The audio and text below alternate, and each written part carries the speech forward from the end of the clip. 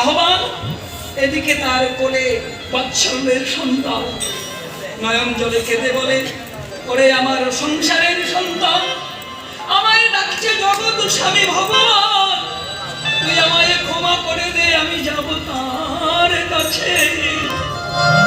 না গো, যারা গেল তারা তো সবাই গেল, কিন্তু যাদের ঘরে তাদের স্বামী বড় কঠিন, হ্যাঁ, তারা জানতে পেরেছে। তারা কি করছে?